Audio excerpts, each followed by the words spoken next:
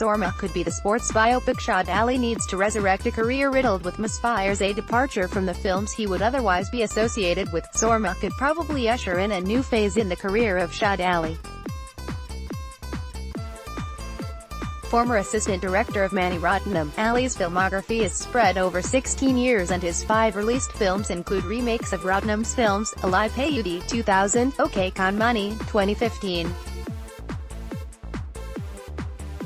Helming a sports biopic might finally introduce a different facet of a filmmaker who has always displayed great potential.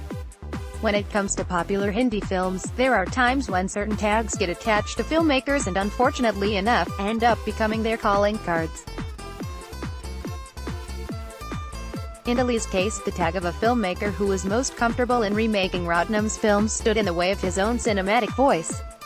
Debuting with Satya 2002, the Hindi version of Ratnam's Tamil hit Alai Payudi 2000, Ali has come a full circle with his last release Okay Janu 2017, the Hindi version of Ratnam's Okay Kanmani 2015. Between the two films, he had a whirlwind career with a smash hit in Bunty Aur Babli 2005, a misfire in Jum Barabar Jum 2007, and the below-average Kill Dil 2014. One of Ali's great gifts is that, amongst the crop of younger filmmakers in Hindi cinema today, he would perhaps possess the best ear for music and can effortlessly elevate screenwriting that could otherwise have fallen woefully short to become a socio-cultural statement.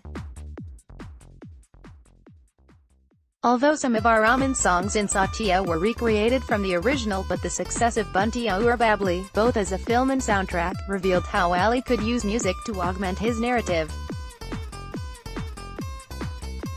This was also the film where Ali's knack for picking up a great tune came to the fore, and moreover, his imaginative use of the legendary lyricist Gulzar, who penned instant classics such as Kajrari and Chup K. The success of the film allowed him to go head-on into his next, Jum Barabar Jum, which was an ambitious project and one where the stakes were the highest up until then in his career. Here was a film that otherwise might have been just another in the roster for the producers Josh Raj Films, but their focus became sharper as the music had caught the fancy of the people, and the success of Bluffmaster 2005, Doom 2 2006, Guru 2007, and also critical appreciation for Kabhi Alvida Na Ke Na 2006, had made Abhishek Bachchan a star in his own right. The rest of the cast in the film, especially Bobby Deol, the second lead, or Preeti Zinta, was not a draw anymore, and the entire onus rested on Bachchan Jr., which was too much for the kind of irreverence that Jum Barabar Jum was probably aiming for. The word of mouth on the film was so poor that its fate was sealed within the first few days of its release.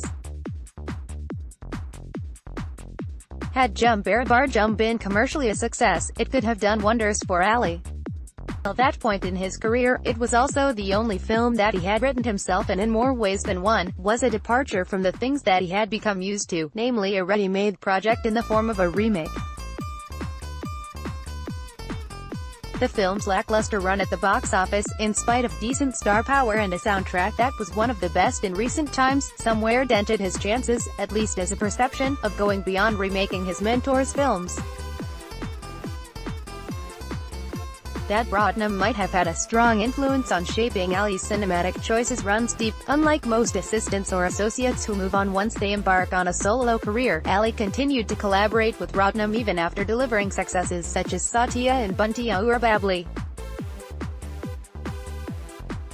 Between Jum Barabar Jum and Kill Dil 2014, Ali assisted Ratnam on Guru 2007, and the multilingual Ravan 2010.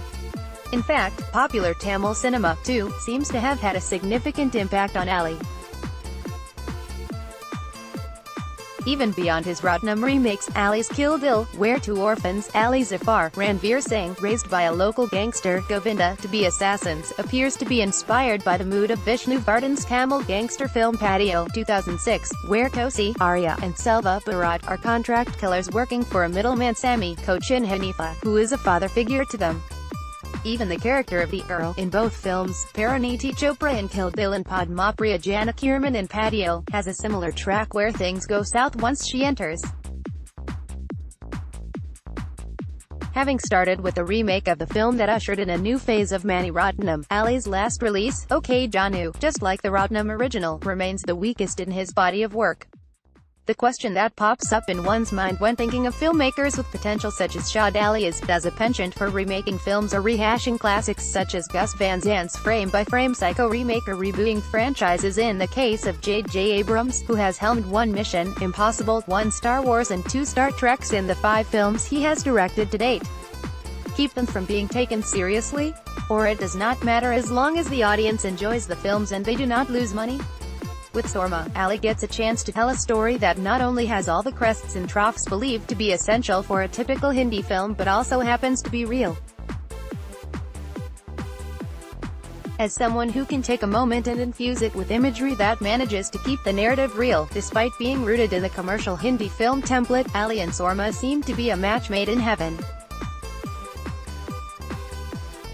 Also read, Soorma star Taapsee Pannu, I would like to have the same kind of filmography as Jennifer Lawrence. Updated date, July 12, 2018 5:17 p.m. Tags